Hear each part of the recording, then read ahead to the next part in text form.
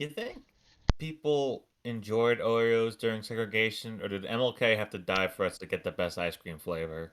Did Oreos even exist during segregation? I don't know.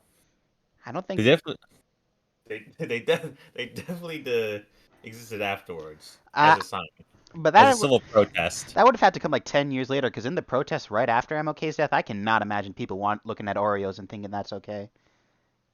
Yes, putting them in ice cream, unthinkable. Uh, the whitest of all. You know what? No, I'm gonna stop that joke right there. Whitest. We're What is the whitest dessert? Fucking graham crackers, like plain? uh rice pudding. Well, we're Hispanic. We eat rice pudding. I know, but it's definitely something that was created by white people to poison us. You think they convinced us? It's like, hey, Absolutely. they said like, oh no, eat this shit all the time. Yeah, you put this rice, you put some heavy cream in there, you put a cinnamon stick, and you eat this. Yeah, it's great. It was like what the CIA did with fucking heroin in the black community. They put rice pudding in the Hispanic community.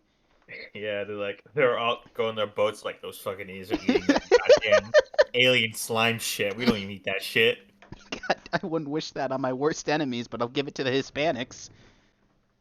Fucking idiots up north took our blankets. These guys took our rice pudding. What a bunch of fucking plebs. Oh, Christ. Uh, what are we doing again? All right, podcast. Hi, Podcast. my name is Brister XC, or you can call me Brian. I don't really care. And my name is Pipsqueak. You could also call me Beth. I very much do care. And ladies, gentlemen, and in betweens, welcome to the third episode of the Dabble in Babble podcast. Where today we will be talking about Roe versus Wade, or as I No. like to call it. No. No, we're not even. No. We say a lot in this podcast. We are not going there. I enjoy having an audience. It might be of 13 people, but I remember last episode we joked a lot about Sargon of Akkad making a video on us. I don't want to have to actually deal with that. I don't want You afraid Brett Kavanaugh's gonna come into our house and try to piss on our fucking welcome mat? I don't want a cartoon YouTuber in a suit with a lizard for a head calling me every name in the book because I had an opinion different than his. I don't want to have to deal with him dissecting you and I's every word to prove that we're actually the cringe left. What actually is that your main worry? Not being misrepresented I already as know I'm like, gonna get. a terrible person, but as the cringe left? I already know I was gonna get misgendered if this happened. So who cares if I get misrepresented? But I will not be called cringe on my own goddamn show. Well, unless we invite them, they're not gonna come on our own show, so I think you're safe there. Oh, they'll. Actually, no, I shouldn't finish that sentence. What were you gonna say? Oh, they'll come, all right, which I don't think is the threat you want to send out, friend. Anyway, speaking of things that skeptic YouTubers will never do, we're gonna actually you wanted to correct yourself. You made a Yes, mistake, and you're willing to admit to it. yes. Last episode, during the Toho explanation, I made a mistake and I'd like to correct it. I mistakenly said that dojins were a type of porn. However, dojins are actually just independently published manga. It is widely used on the interweb, on the internet for porn, as most actual manga studios won't publish porn, so it has to be self-published. And so those are the most common types of dojins, but dojins just refer to any self-published manga. Shout out to my friend Gibrand and my one of my lovely partners, Chloe, for correcting me. And as the male of this duo, I will be doubling down. Doujinshi only means porn. Nothing else could have ever been exported from Japan. Well, So it's the only thing worth considering. what has Japan? No, I'm getting off topic already. They gave us Godzilla. They did do that. We can thank them for that Well, one. I mean, we gave them the idea for Godzilla by by terrible means. uh, I, so what are we talking about today on this lovely episode of the podcast? Yeah, well, now that we're canceled, might as well talk about something getting canceled as we speak. Disney. Disney, yes, the show Moon Knight has finally wrapped up its sixth and final episode, and you and I watched that, and we both have a lot of thoughts about the final episode of Moon Knight that we wanted to talk about. Yep. Alrighty, Well, where to start? I was just about to ask. Well, let's just say that final was nearly goddamn awful. I like Moon Knight. If it ended without the one scene that we both liked, I would have been very disappointed. The literal post credit. This is why I can't stand Marvel now. Is that is not enough to where everything has to be a fucking segue to the other thing, and it feels like the main story that they're supposedly working on just feels like a stepping stone to the next fucking thing and this endless creative death march. But at least fucking end it in your own goddamn runtime, okay? I don't have time to be looking at these goddamn credit scenes, okay? I'm not. You're not the fucking wall of the Vietnam Memorial, okay? I don't need to remember these names. Well said. The actual episode of Moon Knight, for one, it was actually shorter than the other episodes, which is It weird. was the shortest. I look back. It was the shortest episode. The finale was the shortest episode, and it somehow had to tie all four plot arcs into a nice little bow.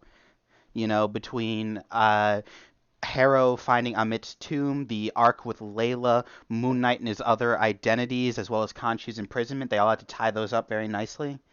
And in some places, I think they succeeded, in others, they didn't. Should we just spoil it? Yeah. Yeah. Okay. Spoiler So alert for those who haven't seen Moon Knight episode 6, and for the entire series, we are going to be spoiling basically all of Moon Knight. yeah. So Jake Lockley. I don't know how to fucking say it. Jake Finally, Lockley. finally, fucking shows up in the post credit scene, and that's the one thing I appreciate. This is what I worried about, in that, as okay, I should make this clear. I don't give a shit how this ties into the rest of Marvel. I'm after Endgame. I'm like, I'm in a kind of situation where it's like, I'm not going to care. I'm gonna pick and choose what Marvel movies I want to see if they interest me, but I'm not gonna force myself to watch the Eternals and shit just for the sake of, oh, I'm gonna be caught up. No, I I don't do want to care. watch Eternals, that's the sad part. Yeah, that's the thing. I don't care about it, and I don't want to watch it because I feel obligated to.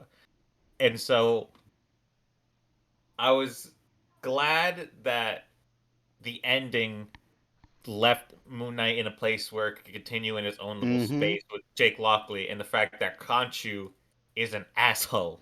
I very much like that. That is definitely my favorite thing. The post-credit scene. It's a fun teaser, but it doesn't tease like Moon Knight's gonna go hang out with Daredevil in Hell's Kitchen. It teases that Moon Knight's gonna keep doing Moon Knight stuff. Because of a varying character reason, which is Khonshu is canonically a dickhead I love Khonshu. who will abuse Mark any chance he gets. As well, they recreated a shot from I believe the Bendis run of comics with the Spectre limo and Khonshu in the suit, Yeah, which I found very satisfying as a longtime fan of Moon Knight. yeah. Also, it's great to see. Because here's the thing with I find it most I find it interesting in that things like okay, I gotta go into some literary bullshit to explain this. So when you go to like the idea of a mainstream hero, it's like, very cut and dry, like a Superman or like basically good boy. And anti-heroes often get put with labels of different genders or issues or whatnot because that's seen as not clean cut for the mainstream, i.e., put them with the angsty people that are not as mainstream. And I Yeah, like usually the problem with that is that we end up obviously they often the niches that they represent get attached to these heroes, and they're not the most well written or the most well respected. I like this series in particular because it took the near divergent approach mm, and like treated it as like a thing in its own right, where like it's like a part of the character. It's a thing that he deals with in a healthy way, but it still isn't fixed clearly, and it doesn't get in the way of the superheroing where it just feels like a PSA disguised as a thing we get to punch people during, hmm, but it's still like dealt with and talked about in a way that's healthy. And it's still cartoonish and like not quote unquote realistic, but so is talking Egyptian gods. And I like the fact that the Moon Knight is like the one sort of anti-hero thing where like I feel as though it's been dealt with in a way that is approachable and like just consistent with itself, and it doesn't fall into this weird thing of like this disability is just like a quirky thing, like how Catwoman in the original comics, we talked about this, had an alter ego at night where she stole things, and in the daytime she was just a fucking saleswoman. I love. Oh, I miss that. Like it's a thing of like, hey, this is a thing of born out of actual trauma, and that's how usually this shit starts. But guess what? One of them has knives and one of them has batons, so it's cool, and I like that because oftentimes I feel as though, especially with actual comics, whenever they try to do this now, because now the thing of what is mainstream is widening, so they're trying to prop up these progressive ideas through progressive looking characters, whether it be gay, straight, black, whatever. Uh, they always focus on that aspect and not like the character thing. Like it always feels like, oh, this is what we're selling you on. We're selling you on the idea that this person is Hispanic or gay. We're not selling you the fact that this is a part of their identity and their greater personality, which you're actually be interested in. So I'm glad that this show dealt with it, didn't hit you over the head with it, and it added to the actual superheroing part, which is why I'm here. Does that That make was sense? that was certainly a rant, my friend. You Uh, didn't like it, did you? I do get where you're coming from.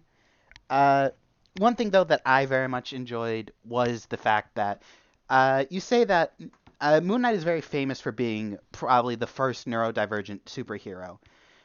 Early on, his portrayal was very much not very good. Uh, I've referenced the comic Drake video. I'll continue to do so. They called him every name in the book: schizophrenic, insane, just awful names. But as he developed, he started becoming more in line with symptoms of DID, and now modern interpretations almost have him as a system of alters. And I very much did like that was the angle they focused on. And one thing I've really loved is you say what you did, and that is true, but they also did manage to work it in there. I remember I was on Twitter the other day, and there was a really positive response to Layla as the Scarlet Scarab from the comics, I believe she is. People were freaking out that there's finally not an Egyptian superhero, but a superhero who a lot of young girls and women can look at and go, "Hey, that looks like me." Because obviously, yes, Mark Spector, Stephen Grant, Jake Lockley, you look at them and you're not supposed to say, "Hey, I could be them." They're not a Spider-Man type where it's like, who's under the mask? I could be under the mask. Well, I don't know. A lot of people seem to think that they're Punishers, and those people also work at my local police station. I live right on the border of Illinois and Wisconsin. Trust me, I know. Uh, Yeah, but I get it. So like they have like that, very clean. I think Layla's character. I like the fact that they weren't like it wasn't. I found it weird that like in the middle of that ending fight, a Egyptian was like, "Oh my god, an that Egyptian one, that one superwoman!" took that one took it a I little too oh far my for me. god, girl boss slay in the middle of like I just saved your life and there's still continuing dangers. Can we please put a fucking pin in it? The reason I like Layla is a lot what is basically all the reason I like America Chavez, which we'll get into later. Yep. But that line of "Oh my gosh, an Egyptian superhero," that line did feel a bit forced. I'm not going to sugarcoat it. That one was a bit Yeah. forced. It felt like it felt like because Disney always likes to it's like I said, they're always selling it, so it always feels to me like they're trying to pat themselves on the back for doing the bare Yeah, minimum. I was actually about to say that felt very congratulatory to themselves. Yeah. Good job. You have a thing set in with dealing with Egyptian culture, and one of them is Egyptian. Holy shit! I can't believe it. You did it. You mad lads. You gave an Egyptian superhero an existence, but you can't call Khonshu his historic name Khonsu. Uh, Country sounds better. I'm sorry. The Egyptians took an L on that one. We did it better. Sorry. damn it. Sorry, not sorry. Whew. L no Sarkoph guy in your native country. God damn it. Right. Where were we? Right. So Layla. One thing we talked a lot about Layla. Another thing I did want to talk about. The episode isn't perfect, but I feel like they just told the cinematography team to just do whatever they wanted, and the shots are breathtaking in this final episode. It really did, especially the second to last episode, Mm-hmm. and then leading to the beginning first of the half, where like they show the Land of the Dead and whatnot. It's really good shots. I'd say they're probably some of the best shots in the Marvel movie in Marvel period. But then we got to talk about Doctor Strange after this, and I'll tell you about my thoughts on the cinematography Yep. there. In general, I feel like they told the crew to do whatever they wanted. Because another thing that was I learned was Steven when Steven is fighting along with Layla the bad guys to get to Harrow, he's using his collie sticks, and he's not just swinging them like say like Nightwing does, where he's just swinging the sticks. They actually like obviously I don't know if the actor was taught collie. But he was actually doing real collie techniques, one of them being called Heaven and Earth, which you can actually see clearly demonstrated. He was actually doing real martial arts for that scene, and that was another thing, a really good attention to detail. It feels to me basically Disney told the crew to get the impossible done in 6 episodes, and the crew was basically given no choice but to try and do it. Yeah, I again, I would say I want it 12, but then I know what Netflix does with their fucking structure, so I'm glad they kept it to 6 almost, because it forced them to not have any fucking, you know, wasted space, although I still can't get fucking over how much they focused on like the third or fourth episode of like, yeah, Spencer and Layla are gonna bone, guys. They Did you really say want to bone each Spencer? other. I don't fucking remember, dude. Steven. Steven. Mark Spector, Spencer, Lockley, Longley. I'm fucking. There's a lot of there's a lot of identity with one guy. Okay, I'm sorry, I There's can't get him three. straight. There's three, and one of them doesn't come in until the last 2 minutes of the show. Well, I was waiting for him since the fucking beginning of the Well, show. that's on you. It is, yes, but yeah, I still can't believe they had to force that fucking like. We're definitely gonna do some inside the mind cuckolding. I forgot about that. Yeah, they really hammered that in. But besides that, the show is all smooth sailing for me. Mm. Uh, Outside of that and the CGI truck in the first episode, I forgot pretty about the good. CGI truck. CGI truck. It is. I do like looking back on that first episode and comparing it to say the first episode of Falcon and the Winter Soldier. I haven't finished Falcon and the Winter Soldier. I just can't bring myself to care. But that first episode of Falcon and the Winter Soldier, that is a show they put like movie level budget in. That first episode has Falcon. I think he's fighting some terrorists in like the sky or whatever, and it's Yeah, it's a boring action scene, but it is beautifully animated. The CGI is on point. It is like Avengers movie like, type and then quality. later they have all those location shoots and Hmm. whatnot. All the sets, the complicated the truck fight scene and whatnot. And then Moon Knight in its first episode gets Moon Knight's first episode doesn't actually have Moon Knight fighting. They have to cut away for all of it except the Yeah, very final shot. and it works great because it establishes the thing of the idea of the plot of the show. It's when the people working behind a show care about what they're doing, it shows so much more clearly than all of Falcon and the Winter Soldier. Yeah.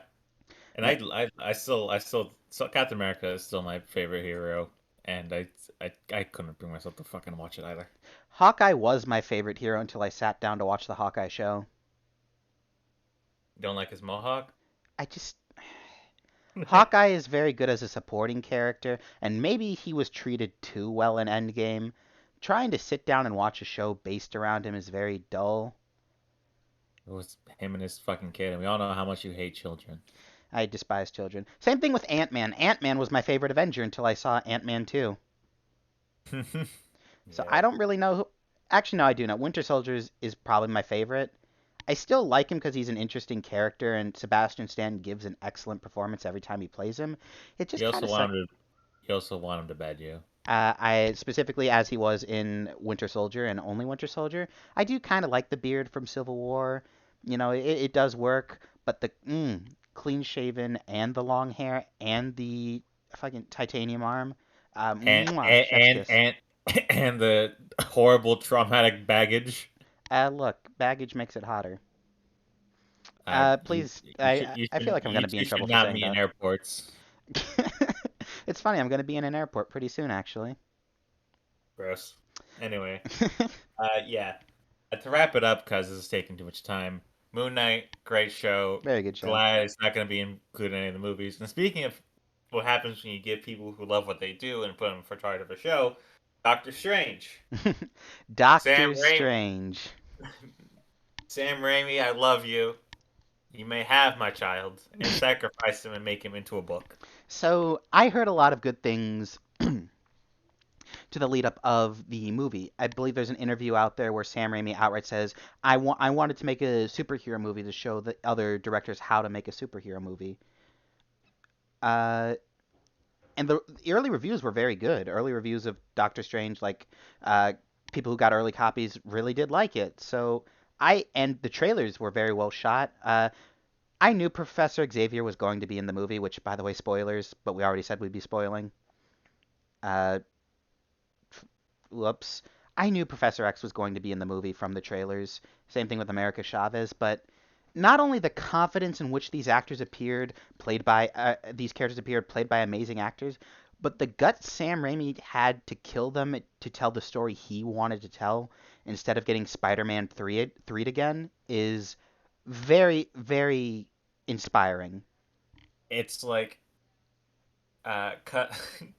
I like let's just jump right into it then. He they get introduced to what do they call it again when the universes clash?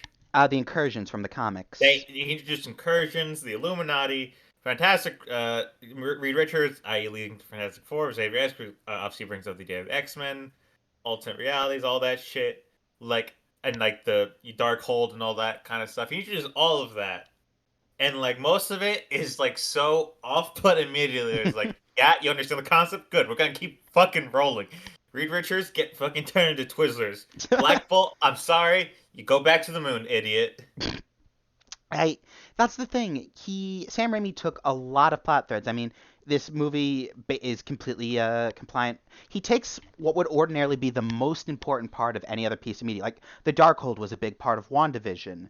Mr. Fantastic, Professor X, Black Bolt. These are franchise-selling characters. The Marvel Illuminati, the Incursion. Those are some of my favorite Marvel comics out there, and he's able to give them enough credence that you enjoy them, but he's also able to put them aside for the story he wants to tell.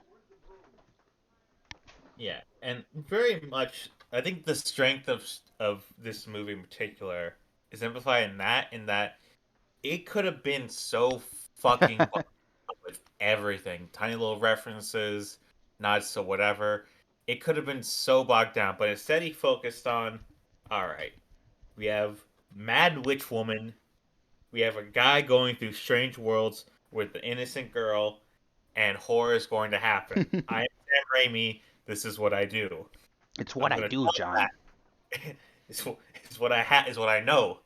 I'm thinking I'm back. I I haven't seen much of the Evil Dead movies, but some of those scenes near the end, I really was expecting. Like, there's one scene which I'm not going to get too into, but they're fighting ghosts, and one of the characters pulls out like a magic jar to shoot them. I thought she was going to make a boomstick joke. I really did. I was expecting her to go like Doctor Strange to go, "I don't know what that artifact is," and she goes, "Oh, it's my boomstick," and then forced laugh. But yeah, no. Beautiful. Like the reason I like it so much because and this is I said before about DC movies and why I think I will follow them more even though I know most of them are going to be garbage is because the directors I feel like have more say in them, and in this one especially you can really feel Sam Raimi, like just the like from the opening shot, the Doctor Strange that gets killed in the beginning because it's Mm-hmm. not our Doctor Strange. It's being chased by I don't know, multi-universe bullshit. He gets struck in the leg with something, and immediately there's a reaction shot of the leg immediately necrotizing. And like I saw that and I was like, "Yep, this is Sam Raimi." The fucking the zombie Strange when that body literally comes back in the end and leads to the whole Spirit of the Ghosting, which by the way, they just like just dropped on us. Like, by the way, there's a whole like demon thing and concept of hell probably. We're not gonna mention because these spooky little black skeletons are gonna be an issue for a You while. think Black Widow's in hell right now? You got a lot of red on that book. Oh God, I forgot about. There's a lot of red in my name. mm-hmm. Yeah, but yeah, Sam Raimi is in this movie. He is this movie. It's so well done with style and it's beautiful. Like some of the shots here are beautiful and haunting. That reminds me. Speaking of beautiful and red, I want Elizabeth Olsen or Scarlet Witch to step on me. Tell That me. is my thought. Preferably repeatedly with a heavy boot. I want Sam Raimi to hold me. Boring. I just want to have a nice conversation with him about the practical implications of blood squibs. Vanilla ass bitch. Look, I want fucking Elizabeth Olsen to like kick me in the gut and like spit on me.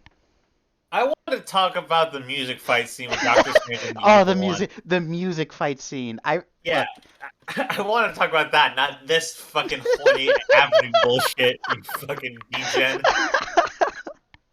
I remember watching that fight scene, and maybe it's because I'm such a giant D&D nerd, but I remember thinking to myself, this is how bards should play in D&D. It is so basically the fight scene for those who haven't seen it is Doctor Strange is fighting an evil version of himself, and there's a bunch of magical artifacts around them, and they're being creative. During the fight scene, I believe the good Strange he's clearly outmatched, so he's trying to outthink his opponent, and he summons the notes off of a sheet of music to attack the evil Doctor Strange, and it does work, but then the evil Doctor Strange catches on to what he's doing, and so he also starts using music to attack, And and it and leads not to an only are excellent the fight scene. yeah, not only are the the strings of music are like effects are beautiful, which surprisingly complex shots that are well colored and everything, but the music in the fucking movie changes every Yep. time, and so there's this weird cacophony of just sounds and then actual music. It's so fucking cool. I love it, My and favorite bit. Oh, it's continue. I did not expect that at all, but I think it's my favorite fight sequence ever. Especially just because not only does the music and tempo keep changing, but the actual type of music changes as more instruments are incorporated into the fight. 'Cause It is so good. they start off with piano, and then midway through the fight, the good Doctor Strange uses a harp, and it changes the type of music that's being played through the fight scene. And it's such an inventive fight scene. Yeah. Especially and it ends with a stinger when fucking evil Doctor Strange gets goddamn impaled on a fence, which we had to bring up as well. I feel like there are certain spots where Sam Raimi was like, this could just be a normal, he's Scarlet Witch is coming out the window. But what if I did what I do best and make it body horror? What if I decided I wanted to turn this woman into the Grudge Girl? Yeah. Like, It's perfect. let Scarlet Witch. I'm gonna focus on that witch part. Don't gotta be a lot of red. That Elizabeth Olsen, I think, said on Twitter or during a convention that was something she really wanted to do for another movie where she bit. And she's played the hero and the scared girl part of Scarlet Witch. But one of the things she outright said is she wants Scarlet Witch to feel witchy. And by God, she got her wish. She's convulsing and shit. She's got that dead eye stare. She does horrible things to Black Bolt. By the way, that's be one of the scariest things I've ever seen. Took me so off. Like Black Bolt, by the way, for those who don't know, uh, just him whispering something has the force of like 1,000 suns. He can Hmm. eviscerate you by just talking. So he Uh, doesn't talk, and when he does, it's weird. the The movie is, Eternals are weird. They live on the moon. to be fair, the movie, as you may have guessed, is very gory. The movie is surprisingly gory. It opens with a giant monster having its eyeball ripped out of its skull. Yeah, that's the opening fight scene to make sure, just to make the Chinese audience happy, because they don't know what's going to be happening. I thought, actually, no, I shouldn't say that. Yeah, the Saudis definitely won't be happy.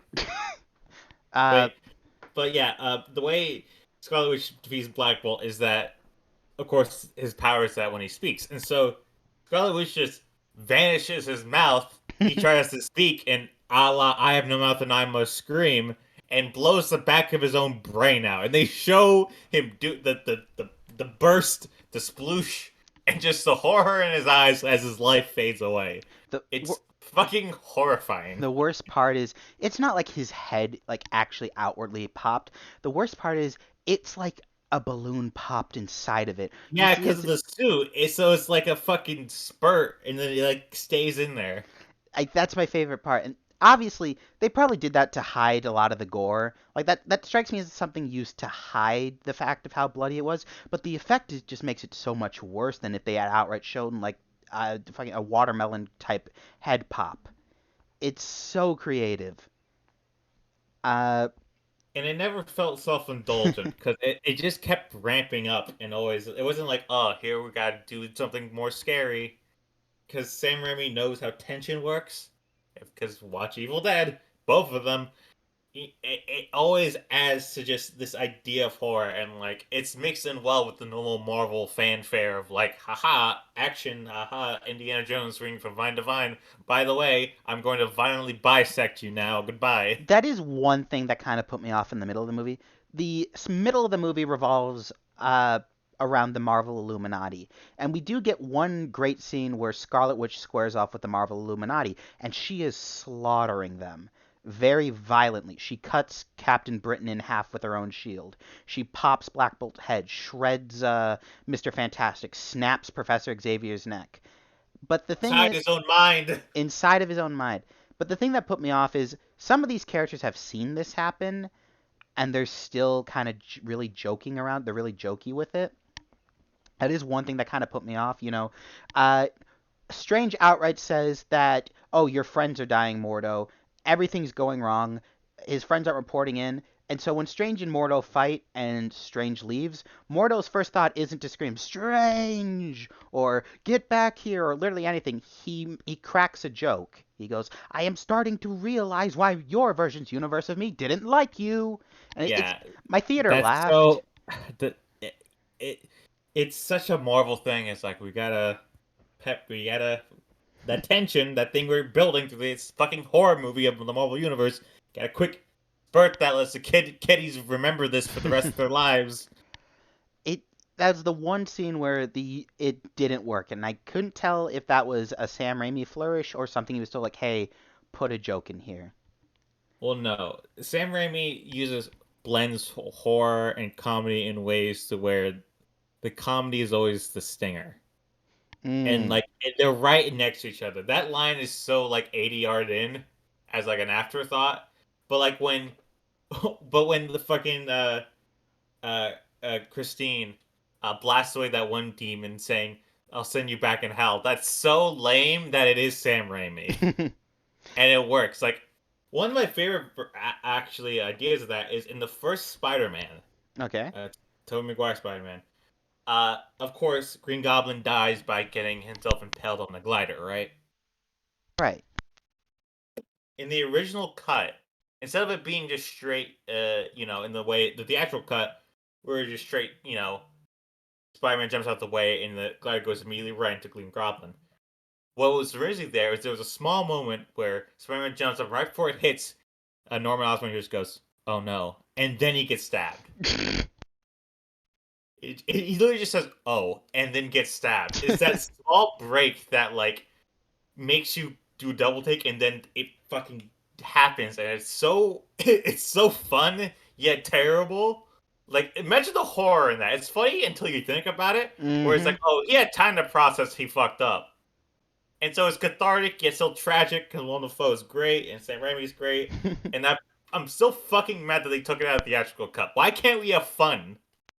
this Sony isn't the from first time. 2006. This isn't the first time they've made Sam Raimi cut a major part of his movie. We all know Yeah, how what was it? Army of Darkness ended. I Was don't want supposed to to talk. end. Don't want to talk about it. I Hmm. can. We're gonna spend another podcast of me just fucking gagging over Sam Raimi's large creative knob. Look, we've agreed that the teaser right here for the next episode of the B&DCU, the Dark Soul. You agreed to let me and a co-host, co-host, explain Dark Souls lore to you at some point. We're owed a Sam Raimi movie exposition dump on me sometime. Yeah, but yeah. Also, America Chavez wasn't a terrible character. America Good. Chavez, I really liked because I never read her comics, but I remember the I, huge pushback they got. I did. They were bad. Like when America Chavez came out, the anti-social justice crowd had a field day with her, and I'm Yeah. not gonna come out here and claim, oh, they were probably really good, because they didn't look particularly good. Yeah. Let me tell you why they weren't good. Remember I was talking about them pushing the idea like, hey, we're doing this brown girl, and then pushing that and not the character. Her entire fucking character was the fact that she was Hispanic, and that didn't play into her like her cultural beliefs, her fears, her ideas on society. It didn't play into any of that. What it played into is that she wears Converse sneakers, swears in Spanish occasionally, and has an attitude problem. You don't do that. You don't also. Representation, You don't have an. representation, guys. Are you happy? Look, I have a pair of ripped jeans and white Vans right there, and I can go swear in Spanish at a playground while skateboarding for a bit too. Yeah, but when your character is literally just that, and like not only that, but she's like given all the privileges. Like I believe it's like she has some weird fucking interdimensional like super school she goes to where she meets super cool gay black friends who does indescript power set or whatever. It's them bullshitting and talking about whatever the fuck. Who cares? There's no actual conflict she faces, no internal struggle, and she just transports back in time at the end of the first issue and punches Hitler in the face for the cover. Because, hey, Captain America did it, and I'm punching a Nazi. Get it? Social commentary. We know Woo! we have to do it like this because you're too dumb to think for yourselves, audience. Buy another comic book. Enjoy our sippy cup. I want a sippy cup. You babies. Anyway, yeah. America Chavez comic, not good. So they did not make it easy on themselves. Usually, anti SJW-ness, usually low hanging fruit, doesn't really that matter. America Chavez, you were fucking asking for it by the way you were presenting yourself in every conceivable fucking way and being a nothing comic full of nothing characters. Now, Doctor Strange America Chavez. uh, Scared girl terrified of her own alien powers that cost her her own future and parents. One thing I do want to say is Compelling character. she is very compelling, and she's probably the most social justicey character in the MCU. Her parents are the first confirmed LGBTQ couple in the MCU. In the middle of the movie, she cracks a joke about universal access to food, telling Doctor Strange that most other universes have free food, and it's kind of weird that his doesn't. And the entire movie, as a part of her costume, she wears an LGBT ally pin on her little jacket. Uh, Yes. but they also make her a very compelling character. They changed her power set slightly, which I really did like. They aged Yeah. her down. Yeah, Uh, they aged her down, and in the comic book, she had like a whole suite of like flight and like power punching. This she has a wildly uncontrollable way of possibly causing calamities. Yep. She has a little bit of that super strength from the comics, but it's uncontrollable and far less powerful. Mm-hmm. She can punch real good, but she's in, they make a point in the movie. Late in the movie, she's actually fighting Wanda, the Scarlet Witch, and she outright says, "I can't beat you." And so she has to actually think of a unique way of beating Scarlet Witch, which And she is uses, guess what? Her empathy by showing Scarlet Witch the monster she herself became in front of her own desired children.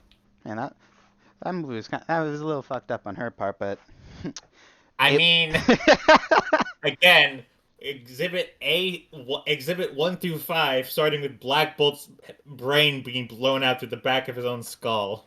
Yeah, but Matt, I wouldn't We want put you so, bitch. I wouldn't want to show my worst enemy those two child actors. They were not that They bad. were pretty bad. They were not that bad. You They just were hate pretty. children. I do hate children, but they were pretty bad. They were not that. In the end, they brought it together. I, in the end, they did the bare minimum, and you are clapping for them. You know what?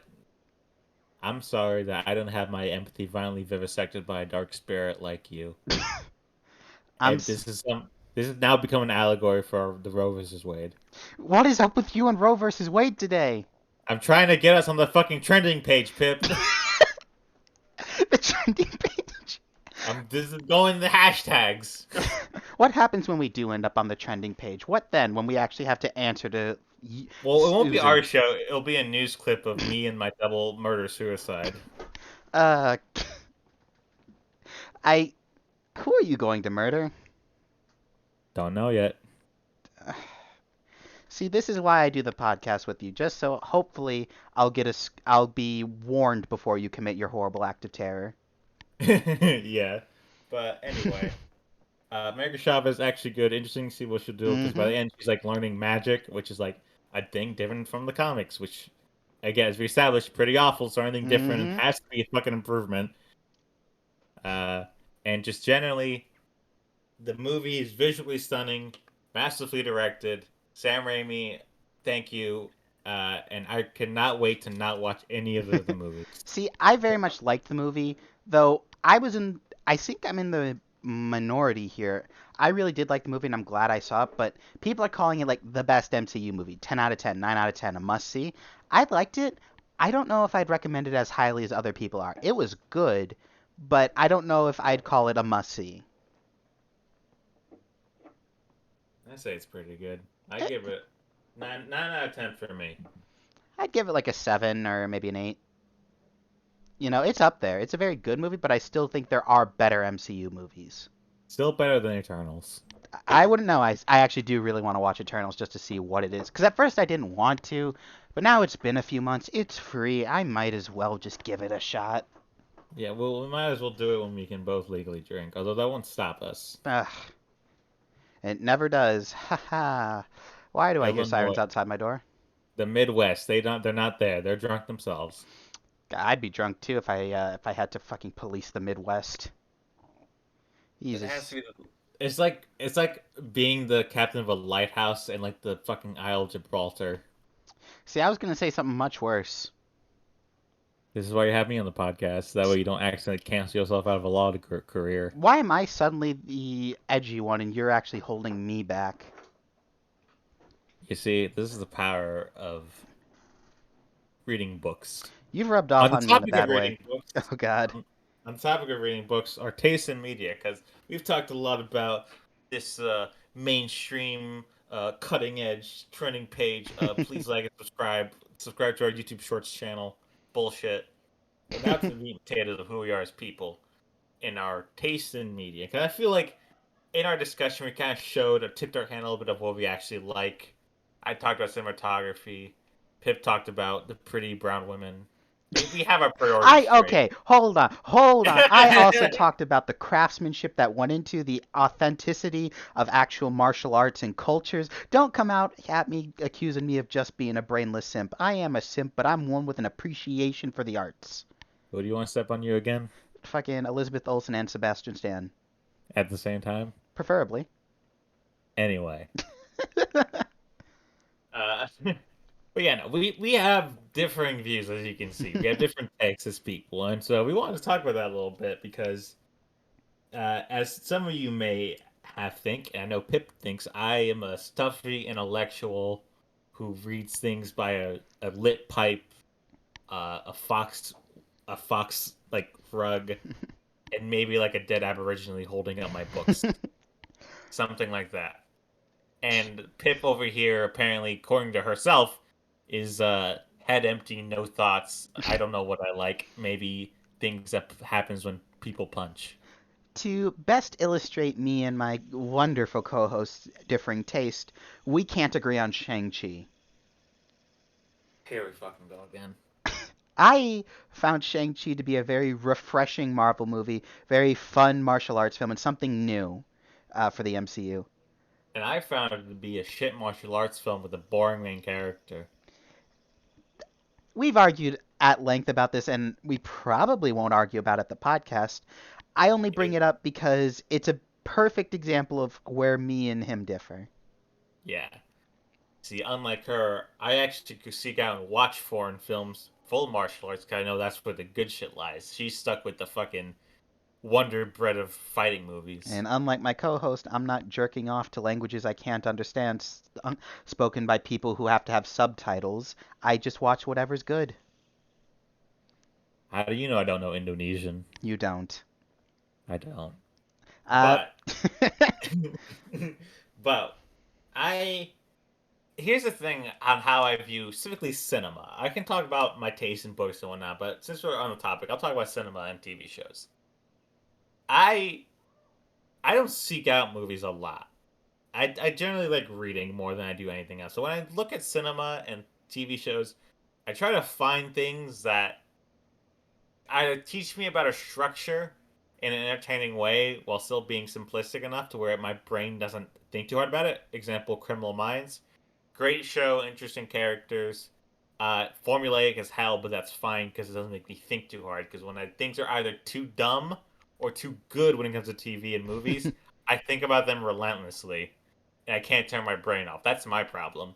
So there's a strange middle ground of like, it has to be competent, but not too good to where I end up fucking taking notes. or so dumb that I had to think of creative ways to insult it.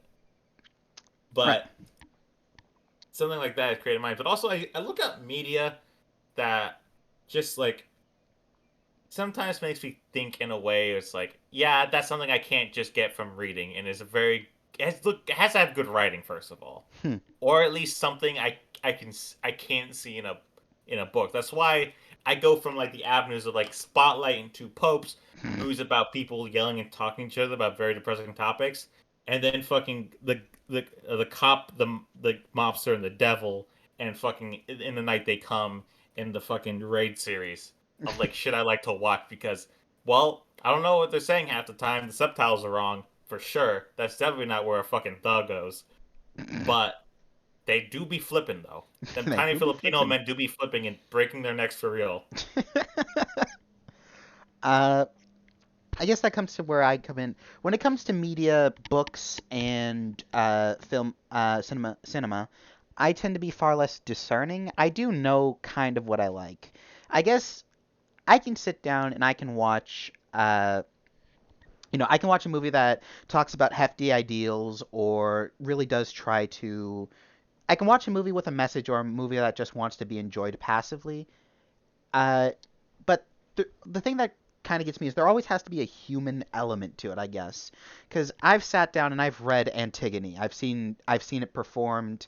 I don't know if it's had a film adaptation, but I've read Antigone. I've seen it performed. I hated Antigone because it was very very dull, despite the fact it was well written. But then I can sit down to say a movie like Nobody, and I enjoyed it, but I feel like it was missing something in its quest to be a simple popcorn flick. The director of Nobody came out, I think, on a YouTube comment of a YouTuber did a video about the movie, and I think the director outright said, "Yeah, this movie was meant to be like a greasy burger to some movies like Filet Mignon." Both things are very very good, but I like a middle ground. Uh, which however, is which I is weird considering I love Nobody. I think it's great. it is a good movie. However, then I come to things like, oh, what's your favorite movie? My list of favorite movies is very, it is very interesting. It What are was your top three right now? Let's say that Pulp as Fic, like as a Pulp Fiction. Pulp Okay. Fiction, V for Vendetta, Okay. and let's see. Do I want to give like an actually good movie as my third, or a so bad it's good movie as my third? Well, what do you enjoy more? Let's not say it. Your top three movies are not like the movies I think are the best of the best, but the three movies you enjoy the most to watch. Pulp Fiction, V for Vendetta, 2008's Daredevil starring Ben Affleck. Okay. Yep, that's what I thought. Hold on. I actually own the DVD right here. Uh, I've got it in my hands right now. The why do you actual own that on box. DVD? Uh, okay, grittier and edgier than ever before. This extended length director's cut version of Daredevil contains only over 30 minutes of never before seen footage. Yeah, I own the box. Uncircumcised Daredevil. It's on my shelf right now. I keep it on my shelf. Actually, does it still? The disc isn't in it. I don't know what I did with the disc. Hopefully burned it in a big D. Well, let me put this on my shelf over my bed. That's where it's going. Yeah, you can. It's like a dream catcher. Right next to the art I like, the actual professionally made art I have. Yeah, Yes, those are in those in are the types of in media I with the stuff. greats, right next to the Rockwell. But yeah, that's the kind of media I like. And one thing you can notice about that, they're all very silly and over the top. Pulp Fiction is famous for its intense amount of humor and just how wild it gets. V for Vendetta, it's not like a. I'm not gonna come out here and say V for Vendetta is a masterpiece. It seems to have almost. Alan Moore has actually criticized it for its childish understanding of anarchism and totalitarianism, but I like the style. Style's very important to me in a movie. That's one of the reasons why I like the new Batman. It's why I'm so obsessed with the superhero genre in general. A lot of when I talk about my interest in media, I talk about superheroes because style is just so important to me when you're doing anything. I like something with a very clear image of the world it wants to portray. And speaking of Batman, that's why I like it so much. The all of Gotham is very moody, drenched in water and rain, blood and the red filter over everything create such a vivid tone and picture. So I like very moody films with a clear vision of what they're hoping to do. And for me, it's more like because if I had to say my top three movies I watch, I genuinely enjoy watching Spotlight, a movie about reporters uncovering the sex scandal for priests. Like that's a movie I enjoy watching. I can sit down, eat popcorn. It's like, yeah, I feel good watching this. I just watched on my own Two Popes, a movie about two old guys, like literally just talking about their personal issues. And that's literally it. That's the movie, and I love it. But like, if I had to say my top three, Spotlight would be there. Probably John Wick 2, John actually. Wick 2 was a good one. And also probably Kung Fu Panda. Really? Oh, here's what I think I like about Kung Fu Panda is that first of all, beautifully animated Jack Black is amazing. True that. And secondly, it subverts tropes very well. Hmm. Like the MacGuffin of the scroll is shown to be a nothing burger. And I find it so funny because usually when that happens, it's like played off for laughs. It does that while managing to also be completely centric to the theme of the movie. It Hmm. is really well done, and generally, I love martial arts, and I love Jack Black, so the things work together. But That is very true. generally, but also like I can't. I have to say things like I love Apocalypso because, or things like Mandy, or the Shit's Fuck trilogy, like Green Room and whatnot, where it's experimental with style. I mean, for instance, we talk about Sam Raimi, the Evil Dead 2, Army of Darkness. It's so in of itself stylish with such sharp writing. And not that it's always great. Like Army of Darkness 2 isn't like a sharply written masterpiece, but it's fucking crazy, and everything written for it has a point to it, and I like that. I like that point. Mm. It's just like it. I don't care if it's like something like I don't give a shit about rock music, but Mandy is a fucking rock opera Mandy is so visualized. good. It's fucking crazy and batshit insane, and I don't get it half of the time. Half the time, it fucking terrifies me, and I don't get what's going on, but I enjoy it anyway. I It's just yeah. it has such a strong punch to it, and that I like that punch. It's the same reason why I like Catch 22. Catch 22 is a fucking abysmal book to read on the first go around because you're confused, you're not sure what's going on, and you don't know what the point is. But at the end of it, it became my favorite book ever, and it still is to this day because it's just so dedicated to its vision and that it's not going to compromise for it. And I like movies that don't feel like they're compromising. Okay, that's fair. Uh, Honestly, I think when it comes down to books, like I've read what some people would consider classic books. I love Tolkien. I was reading Tolkien when I was a little kid. As I've grown older, I've been introduced to a lot of very modern books, or other classics. You know, I've read some of the works by Orwell. I've read a lot of classic Americana like Charlotte's Web. If I had to say what my actual favorite book is, if you're familiar with it, you might at first go, "Oh, that's a good book," and then you're gonna think about it for 5 minutes and go, "Why is that your favorite book?" I'd honestly say my favorite book is probably The Outsiders, if you're familiar with what that is. I am. It's the one about the greasers who accidentally burned down a building or something. Kinda. It is about greasers and a building does get burnt down, but it's actually considered the first ever YA book. It is really, yeah. Now that I think back on it, I was joking. I do know a bit about the Outsiders. I don't remember much, but I do remember the tropes of it, or like the beat for beat plot ideas. And I think back on it. Now you said it, it all clicks to me. Yeah, that is the first YA book.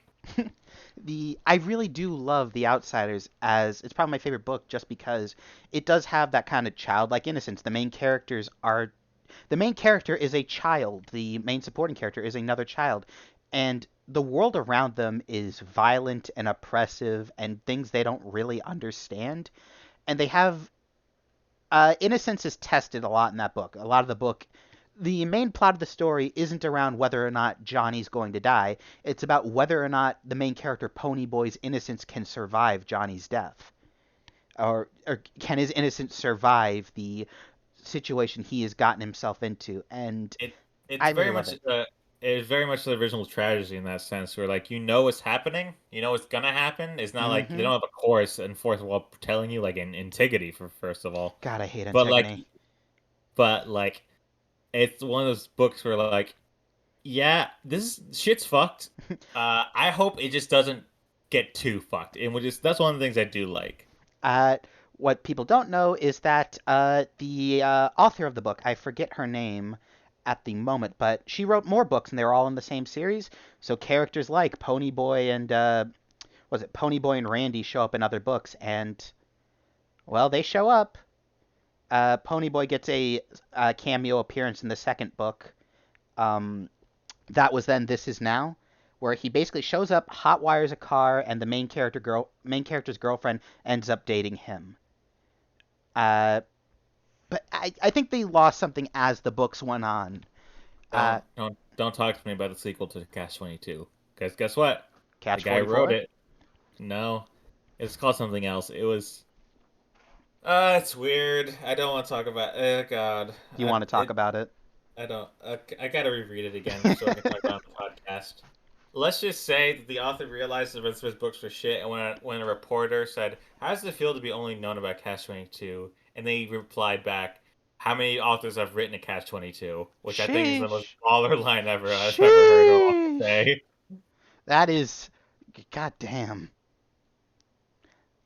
You The know guy what? said, "Yeah, the rest of my shit's trash, but I wrote it, bitch, and I still got those fucking royalties coming in. Fucking swish, swish, boom. Have fun starving, idiots." And that's me. I'm reminds you starving. it reminds you of that fucking Snoop Dogg line where it's like, what do you feel about your song, like fucking whatever, the hose, now that things are no, I wrote that shit, that was me back then, I stand by that. Yeah. It's like Chris Rock did the famous Black People versus N-words bit. And they did a whole documentary on that special. When it came to that bit, every other talking head there was like, I really wish you didn't use the N-word because then it gave people the permission to say it and did all these problematic things. And Chris Rock was there like, nah, it's still funny. I still stand by it. That shit's funny still.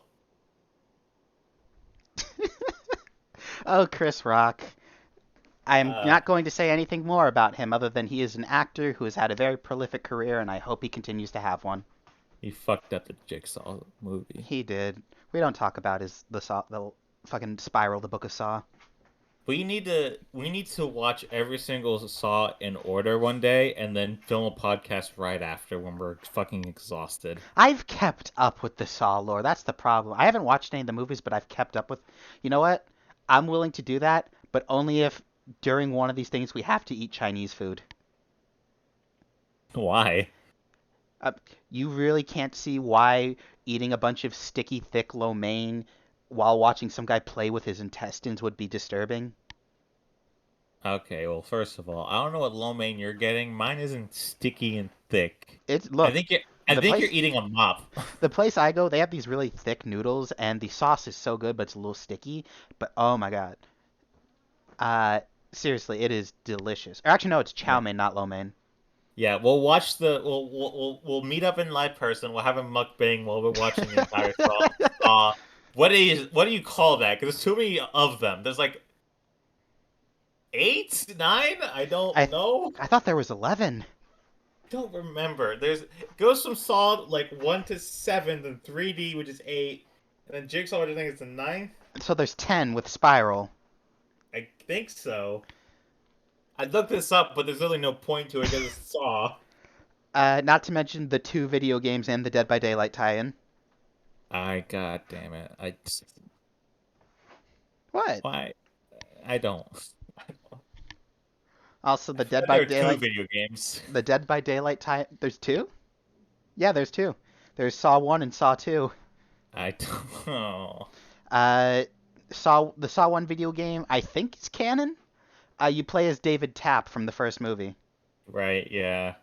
And then in the second video game, you play as Tapp's son, I believe.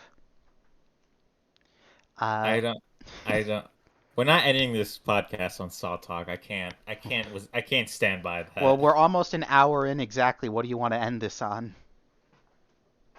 I want to end this on with the message of hope. To any young creatives out there listening to this, first of all, I'm sorry. Second of all, I want to say that if you think you have to be put behind the backing of a multi-billion-dollar studio who occasionally likes the gays and will let the Chinese walk all over them, to make one superhero movie, then maybe you'll have enough credit to do that weird commentary on Christianity about your childhood trauma in like some basement. You don't put that shit on Live Leak. No one's watching there anymore. Make it for $7. You'll be good. Brister, there is one thing we forgot to do this episode that I am very ashamed of. What did we forget to do? We don't got the grapes. We don't got the grapes. We don't got the grapes. I'm sorry, audience. We don't got the grapes. On that dour note, I think we should probably end things. Sour note. God, fuck you. My name's Pipsqueak and/or Beth, and This has been the Dabble In Babble podcast. I was hoping you'd say your own name instead of just ending it. But that's it, folks. We'll see you next week. Press the fuck.